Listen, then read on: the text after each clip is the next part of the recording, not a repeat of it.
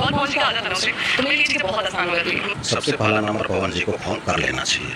पिता जी का माता पिता का बेटा इसी भावा खाया है, उसको कोई भी फुसला सकता है, ज्योति सिंह चाहे लेकिन पवन जैसी जी को भी कोई नहीं है, फुसला तो सकता है। भोजपुरी के पावर स्टार पवन सिंह की धर्मपत्नी ही जब वो इंटरव्यू में रोती है तो ये सब देख करके पब्लिक को बहुत ज़्यादा बुरा लगता है, क्योंकि पवन सिंह अपने हीरोइन के लिए, अपने अपने टीम वालों मेंबर के लिए इतना ज़्यादा कुछ कर सकते हैं, तो वो अपने पत्नी के दर्द आंसू को क्यों नहीं समझते। नमस्कार दोस्तों, राधे राधे। आई होप आप सब अच्छे होंगे, मस्त होंगे, स्वस्थ होंगे। अगर चैनल पर नया है तो चैनल सब्सक्राइब करके प्यारा सा लाइक जरूर करें।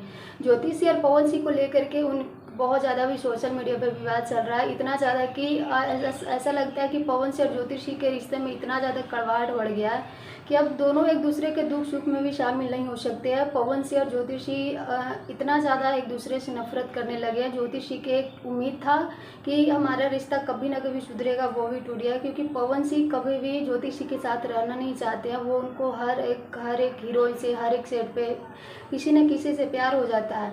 और अभी देख सकते हैं कि पवन सिंह के एक इंटरव्यू वायरल हुआ था जिसमें वो खुद बोल रहे थे कि अगर एक औरत आंसू बहाती है तो मर्द कंधा बदनाम हो ही जाता है, और मेरा कंधा इसलिए ज़्यादा बदनाम हो जाता है क्योंकि हम बहुत पहले से ही बदनाम हैं।